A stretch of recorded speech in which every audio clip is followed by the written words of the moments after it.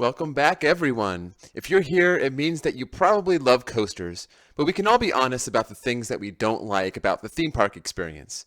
This is not to come off as whiny, but there are several things that parks can do better to make our experience that much better, and I'm going to talk about those top 5 things that I dislike about going to parks.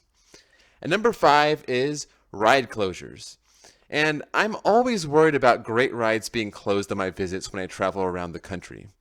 I admit that this has not been a big problem for me throughout the years, as only a few major attractions have been closed for me, most notably Medusa at Great Adventure, and also Wicked Twister at Cedar Point. I don't see the excuse that seasonal parks have for closing rides the entire day, especially when people may be traveling a long distance and only have one day at the park. Parks that are open 365 days a year in California and Florida are the only ones that get a pass for this, and I appreciate when parks like Knott's have their scheduled ride closures posted weeks in advance. At number 4 is unnecessary over-the-shoulder restraints. Do these parks really think that people are going to fall out when you have the lap bar that nobody can get their legs out of? If rides like Hang Time and also Cannibal don't need shoulder restraints, I'm not sure what does. I maintain that very few rides actually need a shoulder restraint, mainly stand-up coasters, and even inverts can get away with those lap bars that come down like shoulder restraints but aren't so restricting. One of the biggest violators of this rule is California Screamin', and at least that ride goes upside down. What about rides that don't, like Intimidator 305 or King to Ka? There's no excuse for that, and if there's a law that's the problem, then direct my anger there. Even with the softer restraints, the overly restrictive, bulky restraints is one of the reasons why I don't rank Maverick higher on my top 20 list. At number 3 is single train operations.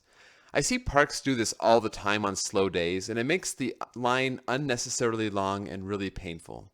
At least long lines with 2 or 3 train ops usually move and you feel like you're making progress.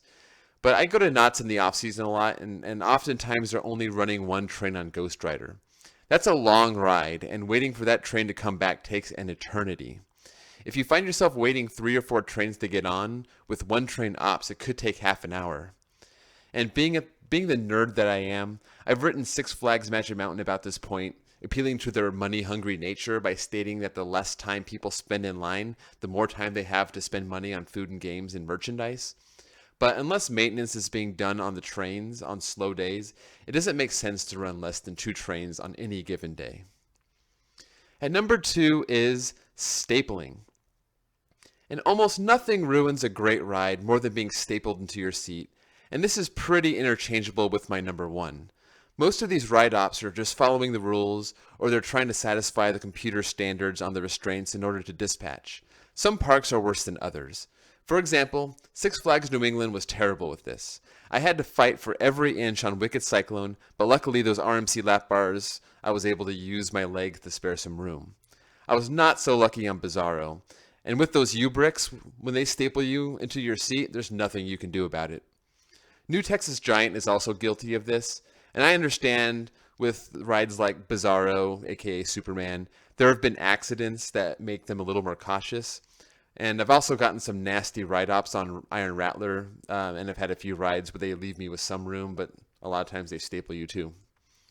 Nobody's going to fly out if the bar isn't pressing down on your thighs, and when a ride advertises airtime, it'd be nice if you could actually experience it. Luckily, my local parks, Six Flags Magic Mountain and Knott's Berry Farm, never seem to have this problem. Finally, the number 1 thing that I don't like when I go to theme parks is assigned seating. I put this over stapling because at least with stapling the goal is safety. There's no good reason for assigned seating. When I got my one and only ride on Lightning Rod, I was told I could not get the back because the ride was too popular or something like that. Most people will grab the empty rows and the rest will have their preferred seat. How does a park benefit from having someone assign seating other than to have to pay an additional employee and disappoint their guests who really wanted a front or back seat ride? How does that make the line go faster?